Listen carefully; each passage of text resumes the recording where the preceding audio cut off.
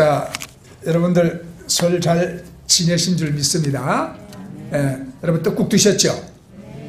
네. 아, 떡국 다 드셨구나. 아, 그런데 여러분 떡국을 다 잡수셨다니까 내가 걱정이 돼서 하는 말인데, 떡국을 먹으면 눈도 어두워지고요, 청력도 나빠지고요, 이빨도 빠지고요, 예, 그 다음에 또 신경통, 관절염도 생기고 자외선 여러 가지 안 좋은 게 그렇게 임한데 어쩌면 좋겠어요? 예, 왜 그런지 아십니까? 떡국을 먹으면 나이를 먹기 때문에. 나이를 먹기 때문에. 네, 나이를 먹어도 여러분들은 그런 병 없이 건강하시기를 축복합니다. 요즘 이제 독감으로 고생하시는 분들이 많아요. 여러분들 모두 독감 예방 접종 다 받으시기 바랍니다. 이 독감을 영어로 인플루엔자라고 그러거든요. 인플루엔자, 이 단어는 인플루, 이게 안으로 흘러 들어가는 것을 말합니다. 이게 무엇이 안으로 흘러 들어갔냐? 감기균이 안으로 흘러 들어갔죠. 이 안으로 흘러 들어간 것이 사람을 아프게 만들어요. 그런데 그것이 또 다른 사람에게 흘러갑니다. 그래서 전염시키죠. 그것이 바로 인플루엔자, 독감입니다. 이렇게 우리는 주변 사람들에게 뭔가 좋든 나쁘든 영향을 끼치면서 우리가 살아가는 겁니다. 근데 사람은 일생 누군가로부터 받은 것으로 인해서 생긴 인격과 환경에 의해서 살아갑니다. 우리가 누구로부터 무엇을 받느냐? 태어나서 부모님으로부터 우리가 이런 받는 게 있죠. 친구로부터 받는 것도 있죠. 학교 가서 선생님으로부터 우리가 받는 것도 있죠. 그래서 우리는 일생 누군가로부터 받은 것으로 인해서 내 인격이 형성되어지고 내 환경이 만들어지는 것입니다. 그래서 내가 지금 살아가는 것은 지금까지 내가 받은 그것 때문이에요. 좋은 것을 받았으면 좋게 살아갑니다. 나쁜 걸 받았으면 나쁘게 살아갑니다. 좋은 걸 많이 받았으면 아주 좋게 살아갑니다. 좋은 거를 약간 받았으면 그냥 보통 살아갑니다. 나쁜 것을 많이 받았으면 아주 나쁜 사람이 됩니다. 나쁜 걸 조금 받았으면 약간 불행하게 살아갑니다. 근데 여러분은 어떠신가요? 여러분은 일생 여러분 좋은 것 받았습니까? 네. 여러분은 좋은 것을 누구에게 여러분 주었습니까? 근데 여러분이 혹시 나쁜 것을 받았다면, 네, 그건 누구로부터 여러분 받았는가? 좋은 것이든 나쁜 것이든 누군가로부터 흘러와서 여러분의 것이 된 그것을 뭐라 그러느냐? 영향력이라 그러는 거예요. 영향력. 오늘 읽은 말씀은 영향력에 관한 말씀이에요. 요한복음 20장 21절에 보면 예수께서 이르시되 너희에게 평강이 있을지어다. 아버지께서 나를 보내신 것 같이 나도 너희를 보내노라. 아멘. 주님이 우리를 세상에 보냈습니다. 그러니까 우리가 세상에 사는 것은 하나님으로부터 보냄을 받고 우리가 살고 있는 것입니다. 여러분, 연세 드신 분들은 좀 알 거예요. 맹인 가수 이용복이라는 가수를 여러분 기억하시나요? 네, 맹인 가수 이용복. 이분이 한때 1943년 3월 4일생이라는 노래를 불렀어요. 이게 맹인인 자기 처지를 한탄하면서 부른 노래가 너무 비탄적이라서 이게 방송 금지 가요가 되기도 했습니다. 가사가 바람이 휘몰던 어느 날 밤, 그 어느 날 밤에 떨어진 꽃잎처럼 나는 태어났다네. 가엾은 어머니 왜 나를 낳으셨나요? 저도 그 노래를 많이 들었어요. 왜냐하면 내 삶이 참 비관하고 살 수밖에 없는 그런 처지였기 때문이거든요. 제가 돌이켜보니까 제 삶에서 평범하게 살은 세월은 제가 10살 때까지 딱 10년이었더라고요. 딱 10살 때까지. 그 이후에 어머니가 병드시고 어둡고 무거운 분위기 속에서 지냈고 3년 뒤에 그 어머니가 돌아가셨죠. 그러고 난 다음에는 동생들 밥에 먹이고 돌보는 것도 힘든데 친척집에 돈 빌리러 다니는 것은 너무 자존심 상해서 정말 죽고 싶은 그런 때가 한두 번이 아니었죠. 그래 어떡합니까? 삶을 비관하면서도 그래도 여러분 살아야죠.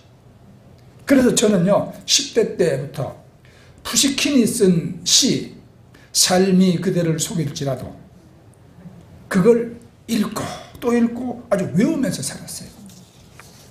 삶이 그대를 속일지라도 슬퍼하거나 노여워하지 말라. 슬픔의 날 참고 견디면 기쁨의 날이 오리니 마음은 미래에 살고 현재는 늘 슬픈 것. 모든 것은 순간에 지나가고 지나간 것은 다시 그리워지나니 삶이 그대를 속일지라도 노하거나 서러워하지 마라. 절망의 나날을 참고 견디면 기쁨의 날 반드시 찾아오리라. 마음은 미래에 살고 현재는 언제나 슬픈 것. 모든 것은 한순간에 사라지지만 가버린 것은 마음에 소중하리라. 네. 내가 정말 삶의 무게가 너무 무거워서 힘들고 외롭고 그래서 내가 이렇게 살면 못하나 하는 그런 비관하는 마음이 가득 찼을 때도 안 되지. 나는 이 푸시킨의 시를요 탈탈탈탈 외우며 살았어요. 현재는 언제나 슬픈 것, 마음은 미래에 사는 것, 고통의 나라를 참고 견디면 기쁨의 날은 오리니. 그런데 제가 이제 예수님을 믿고 나서 좀 깨달은 게 있어.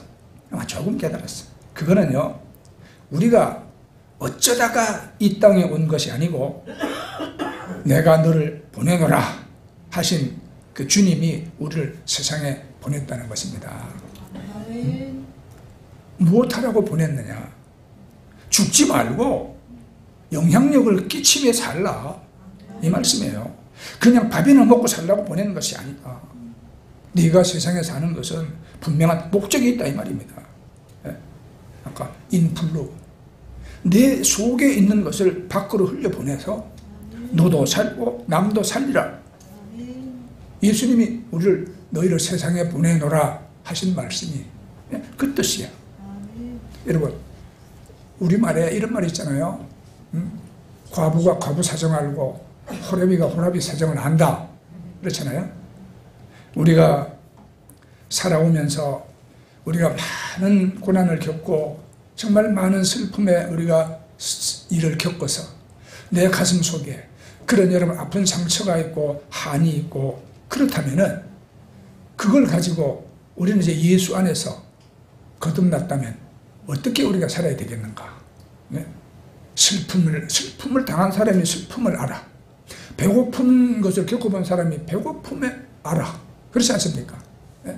버림받아 본 사람이 버림받은 여러분 그 아픔이 얼마나 큰지 알고 또 그 외로움이 얼마나 여러분 큰지도 알죠.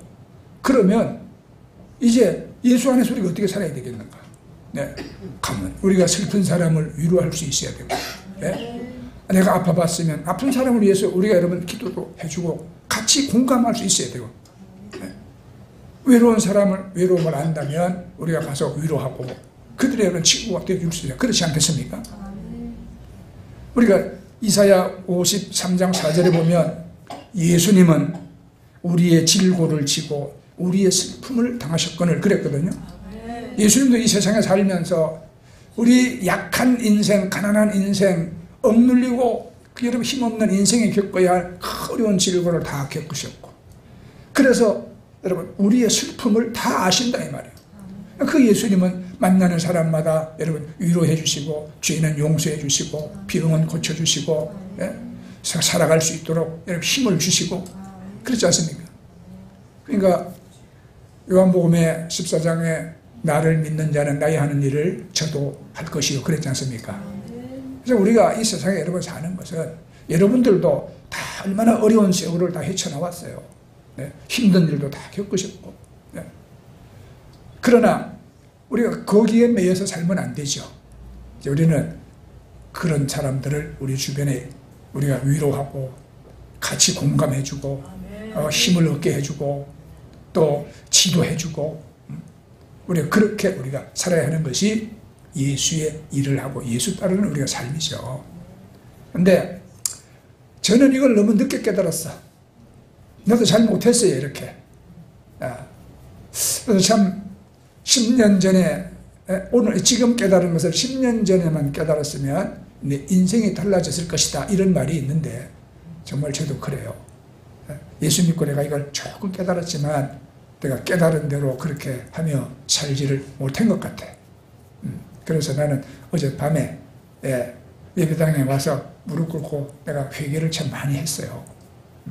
자, 우리가 이제 다시 성경으로 돌아가면 13절에 너희는 세상의 소금이니 소금이 만일 그 맛을 잃으면 무엇으로 짜게 하리요. 14절에 너희는 세상의 빛이라 산 위에 있는 동네가 숨기우지 못할 것이요. 주님께서 우리를 세상에 보내면서 너희는 영향력을 끼치며 살아라, 그렇게 살도록 보내시면서 두 개의 비유, 소금과 빛을 말씀을 해주셨지요. 우리를 세상에 보내신 것은 소금같이 빛같이 영향력을 행사하며 살라고 보내셨습니다. 그러므로 우리가 세상에 사는 두 가지 방식이 있죠. 하나는 소금으로 사는 방식이요, 하나는 빛으로 사는 방식입니다. 많은 사람들이 습관적으로 빛과 소금이라고 하는데 아니요, 소금이 먼저예요. 자, 여러분, 소금은 녹는 거지 않습니까? 세상 속에 녹으면서 사는 것이 소금입니다. 그대로 또 빛을 드러내게 합니다. 밝히 드러내. 세상이 어둠이라면 빛은 그 어둠을 밝힙니다. 그러니까 하나는 동화되는 것이요, 다른 하나는 구별입니다. 소금은 녹아서 동화되는 것이요, 빛은 구별이에요. 우리가 세상에 사는 두 가지 방식 중 먼저 동화입니다. 세상과 구별되기 전에 우리는 먼저 세상 속에 있어야 합니다. 세상 속에 있지 않으면 세상을 바꿀 수가 없어요. 그렇죠? 네? 여러분들이 다 여러분 머리 깎고 다 출가해서 절에 들어가 버리고 나면 여러분들 주변 사람들은 누가 전도하고 여러분 안 믿는 가족들은 누가 전도할 거예요? 그렇지 않습니까? 그러니까 우리는 세상에 있어야 돼. 세상 속에 있지 않으면 세상을 바꿀 수가 없죠. 그래서 한이 많고 슬픔이 많고 죄가 많은 세상이 어둠인 것은 분명해. 그렇다고 우리가 세상을 떠나서는 안 되는 것입니다. 세상이 어둠이라도 일단 그 속으로 들어가야 합니다. 우는 자와 함께 울면서 내 자신이 먼저 녹고 그 다음에 우리가 빛을 내야 하거든. 이 순서가 성경적인 여러분 순서인 것입니다. 우리가 13절 말씀을 다시 보면 너희는 세상의 소금이니 소금이 만일 맛을 잃으면 무엇으로 짜게 하리요. 후에는 아무 쓸데없어 다만 밖에 버리워 사람에게 밟힐 뿐이라 그랬습니다. 예수님이 이 소금을 말씀하실 때 이스라엘 사해 바다를 염두에 두시고 말씀을 하셨을 거예요. 이 사해는 성경에 염해, 소금 바다라고 부르는데 그 이유는 그 바다 전체가 소금으로 되어 있기 때문이에요. 네.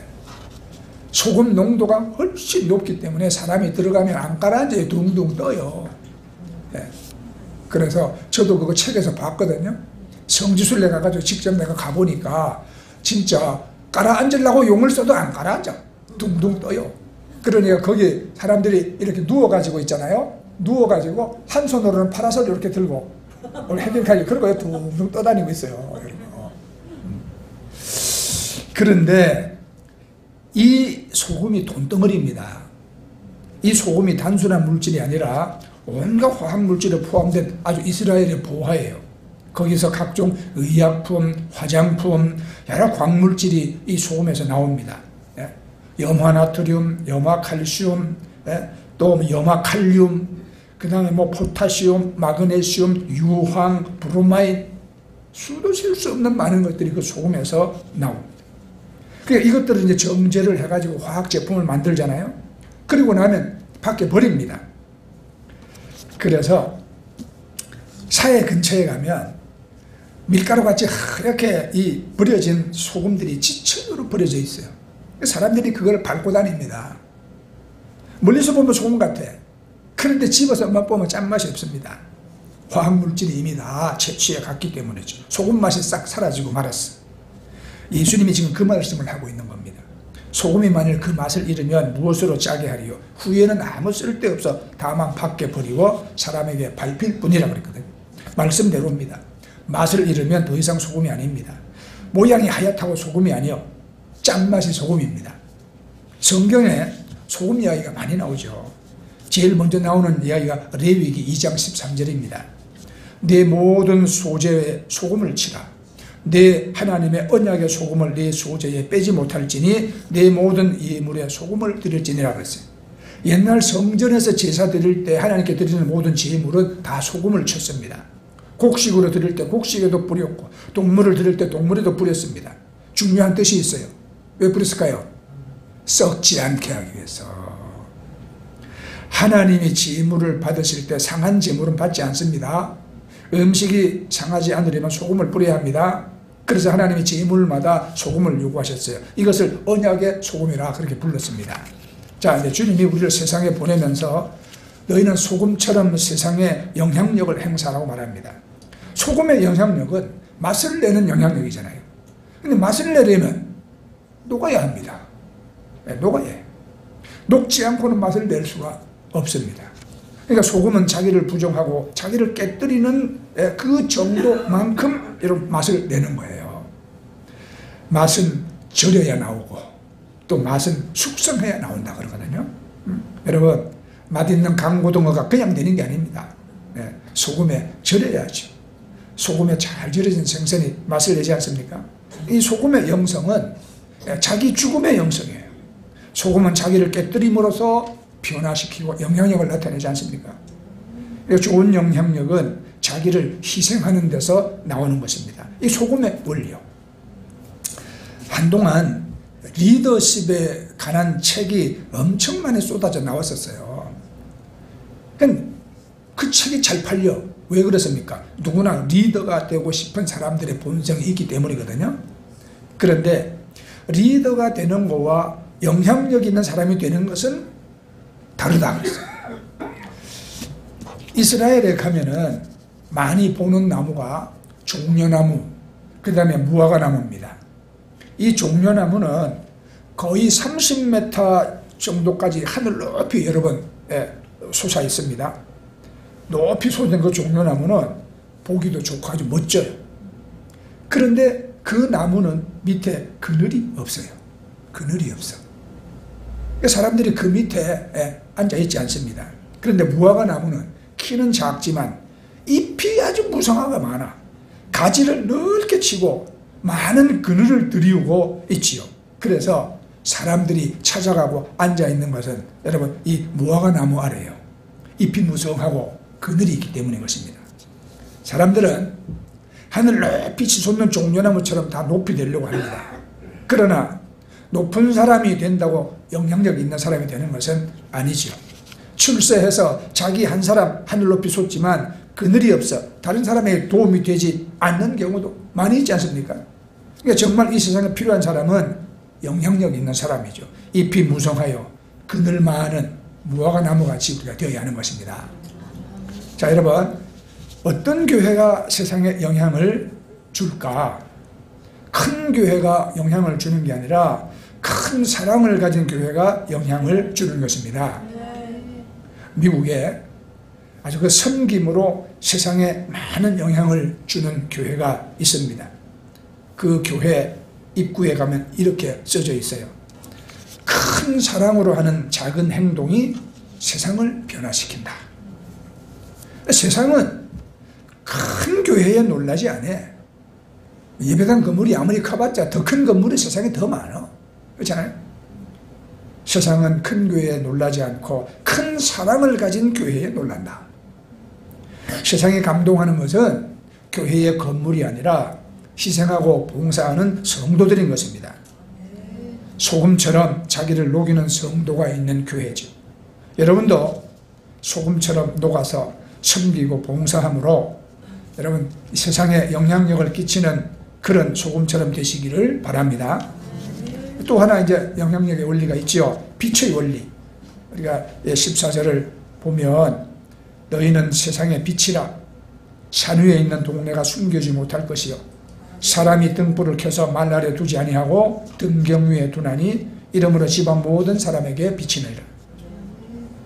우리 이제 이 빛에도 두 가지가 있습니다. 빛을 스스로 내는 발광체가 있고 그 빛을 반사하는 반사체가 있죠. 창세기 1장에 이 두 빛이 나와요. 1장 3절에 빛이 있으라 하시며 빛이 있었고 해서 이 빛은 성경에 보면 오늘 오르라고 그랬어요. 오르. 이건 하나님 안에 있는 빛입니다. 근데 1장 14절에 가면 또 빛이 나옵니다. 요거는 이제 태양과 달을 말하는 거거든요. 이때 그 빛은 단어가 다릅니다. 마오르. 앞에 하나님 빛은 오르. 태양이나 달 이런 빛은 마오르. 이것은 하나님이 만드신 빛이거든요. 하나님은 빛이시다. 내가 세상에 있는 동안에는 세상의 빛이다. 예수님 그렇게 말씀했잖아요. 이럴 때 빛은 하나님 예수님을 말하는 거예요. 그 빛의 원형입니다. 오늘 말씀처럼 너희는 세상의 빛이다 할 때 우리 스스로가 빛을 비추라는 게 아니에요. 우리는 발광체가 아니라 반사체입니다. 빛의 원형이신 하나님부터 우리가 빛을 받아서 우리가 비춰야 합니다. 그래서 많이 받으면 많이 비춥니다. 강하게 받으면 강하게 비추고 희미하게 받으면 희미하게 비춥니다. 여러분 세상에 빛을 비춘 사람들을 보세요. 다 공통점이 있어요. 하나님으로부터 빛을 많이 받은 사람들입니다. 그들은 남보다 많이 하나님 빛을 받았고 그렇기 때문에 많이 비추었어요. 이것이 성경적 영향력입니다. 그런데 여러분 빛을 지지 말고 하나님께 빛을 받으세요. 네? 빛을 받아서 남에게 비추는 과정이 있잖아. 내가 먼저 그 빛을 받습니다. 그러면 먼저 일어나는 것이 뭡니까? 내 자신이 노출됩니다. 내 자신이 노출돼. 빛이 나를 싹 비추면 내가 드러납니다. 좋은 것이 드러나면 좋은데 나쁜 게 드러납니다. 그게 나에게는 매우 싫은 일이야. 교회를 다니면은 예수의 빛이 비치면 내 나쁜 게 드러나거든. 내가 성질이 얼마나 지뢰같이 더러운지 다 드러나. 지난날 내 살아온 게 참 그렇게 난 죄짓고 살아왔구나. 부끄럽네. 쪽팔린다. 에? 이 빛을 받으면 자기 자신이 그렇게 노출되어지는 거예요. 그게 싫지. 싫어.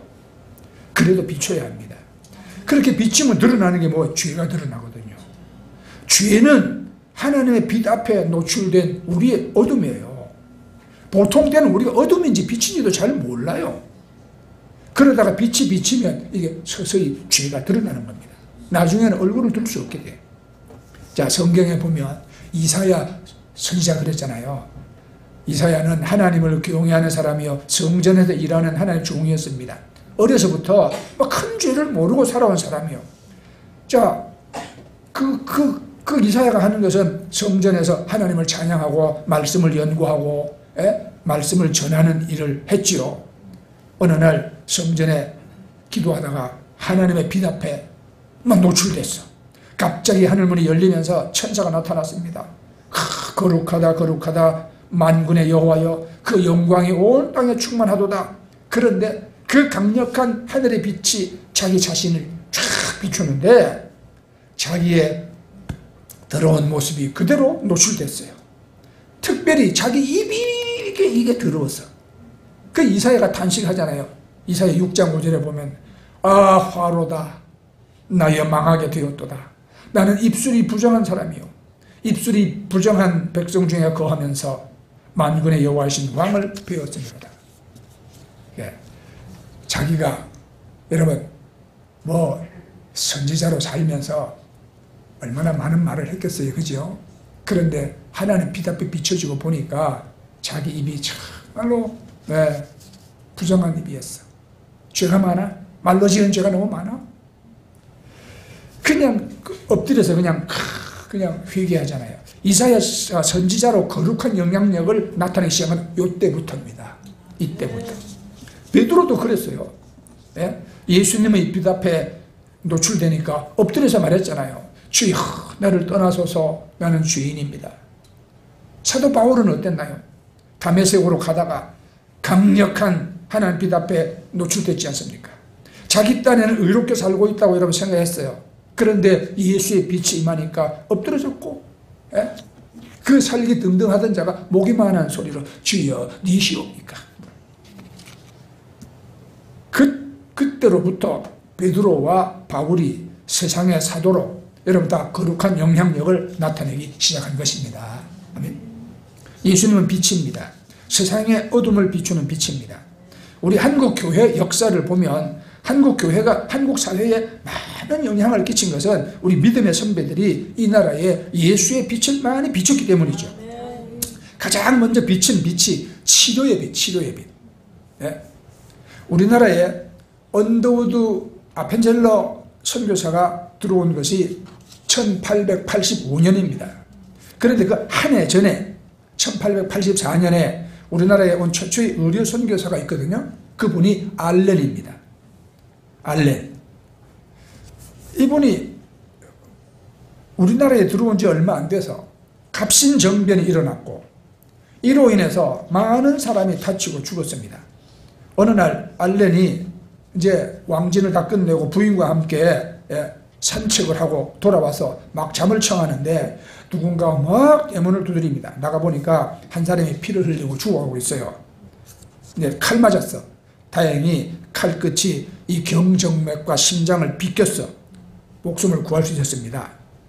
이 사람이 누군가 하면 그 당시 수구파의 거도인 민영익 대감이었어요. 그래서 알렌이 아니어서 민영익은 죽었어요. 그래서 이 일로 인해 가지고 알렌은 고종 황제의 주치의가 되잖아요. 그 조정의 신임을 받게 됩니다. 이 일로 말미암아 한국 최초의 신식병원 광해원이 생기게 되어지는 것입니다. 그래서 많은 사람들이 이 병원을 통해서 서양의 의술을 혜택을 보고 병을 고치고 생명을 구했죠. 그 다음에 예수님의 빛은 새로운 신학문을 통해서도 비추었죠.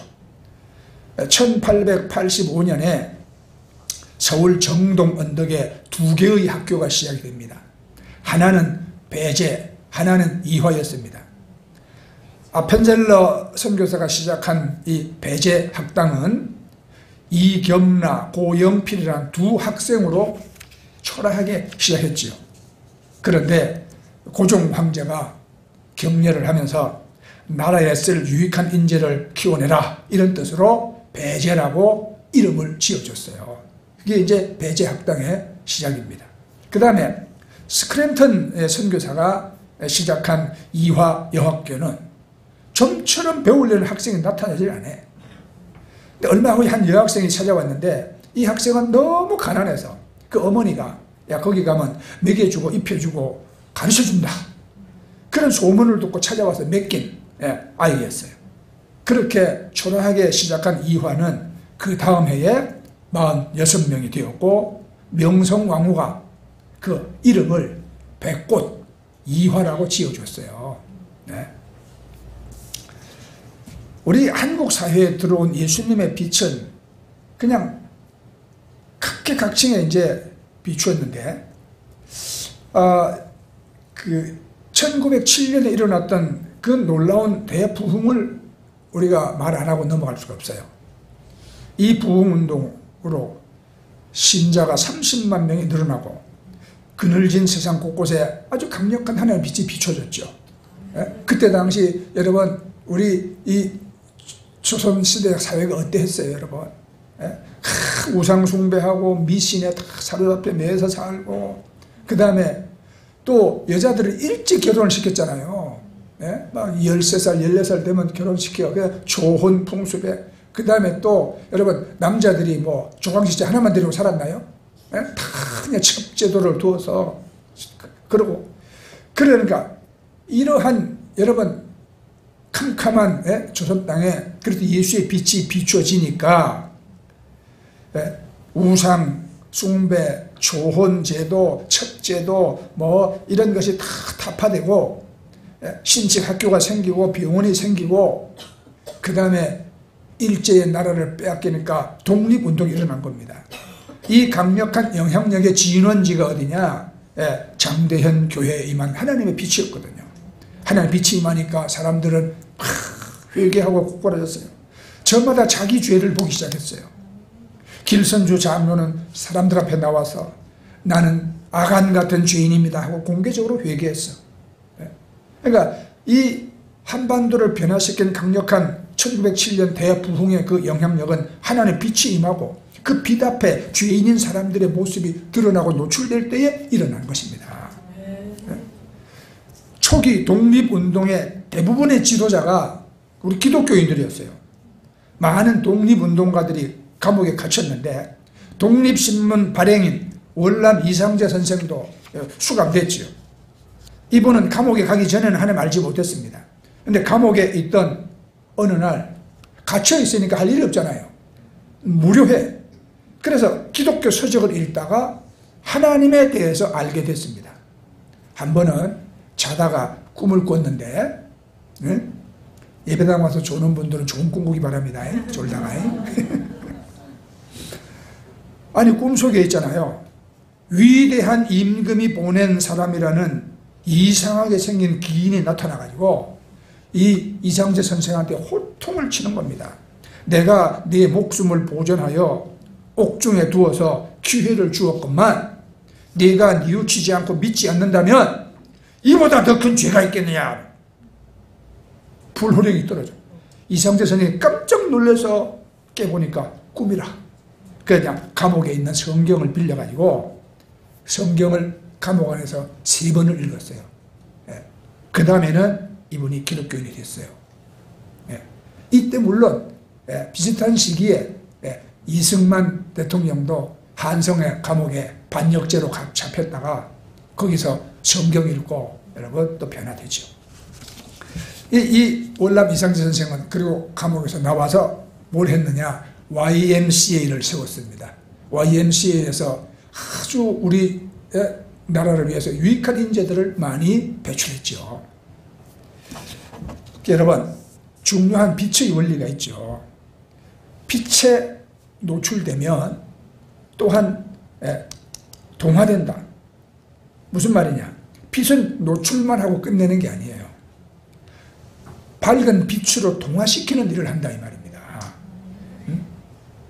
우리의 나쁘고 죄악스러운 것만 드러내는 게 아니라 우리를 빛 같은 사람으로 바꾼다 이 말입니다. 그래서 어둠을 이기는 방법은 어둠과 싸우는 게 아니에요. 빛을 계속 여러분 우리가 받는 겁니다. 빛을 계속 받는 거야. 그래서 뭐 술도 끊고 담배도 다 끊고 내 교회 오겠다 이런 사람들은요 죽을 때까지도 못 와요. 안 끊어도 못 끊어도 와가지고 자꾸 여러분 하나님의 은혜 받고 빛을 받다 보면 다 변화되게 돼 있어요. 새벽은 어둠과 싸워서 오는 게 아니라 빛이 비추면 오는 거예요. 이게. 자, 이렇게 세상에 영향을 끼친 분이 계시죠? 예수님. 예수님은 인류 역사상 가장 큰 영향력을 이 세상에 끼쳤지 않습니까? 역사학자 필립 샤퍼는 예수님의 영향력을 이렇게 말했습니다. 나사렛 예수는 돈도 없고 군대도 없이 알렉산더나 가이사나 마호메트나 나폴레옹보다 더 많은 사람을 정복했고 학술과 학문도 없이 모든 철학자와 학자들이 남긴 빛보다 더 많은 빛을 남겼다 그랬어요. 예수는 학자의 웅변술도 없이 예전에 아무 말도 못했고 앞으로도 또 말하지 못할 그런 성경을 남겼고 웅변가나 시인이 도달할 수 없는 위대한 영향을 온 인류에 남겼다. 예수는 글 한 줄 쓰지도 않았지만 고대와 현대의 위인들을 다 합한 것보다 더 많은 펜을 움직였다. 그러나 가장 큰 것은 그의 십자가였다. 그의 모든 영향력의 비밀은 그가 십자가에 죽었다는 것이다. 십자가에 죽고 희생함으로 그는 인류 역사에 불멸의 영향력을 남겼다. 그의 영향력은 지금까지 인류가 진군했던 모든 군대와 지금까지 세워진 모든 나라와 의회, 모든 왕들을 합해도 그의 거룩한 영향력을 따라가지 못한다. 여러분, 그렇습니다. 소금과 빛의 영향력은 예수님 자신의 영향력이거든요. 예수님은 십자가에 죽어 희생함으로 소금의 영향력을 나타냈고, 부활하심으로 세상의 어둠을 드러내고 세상을 하나님 나라로 만드는 빛의 영향력을 나타내셨어요. 십자가와 그 십자가의 소금의 영향력, 부활의 빛의 영향력으로 세상을 변화시킨 분, 우리는 그분을 우리 주님이라고 부르지 않습니까? 그 예수님이 우리를 세상으로 보냈습니다. 세상으로. 여러분, 우리도 평생 작은 예수로 여러분 이 세상에 거룩한 영향력을 끼치며 사시기를 예수님 이름으로 축복합니다. 아멘. 자, 우리 하나님 노래 찬양하겠습니다.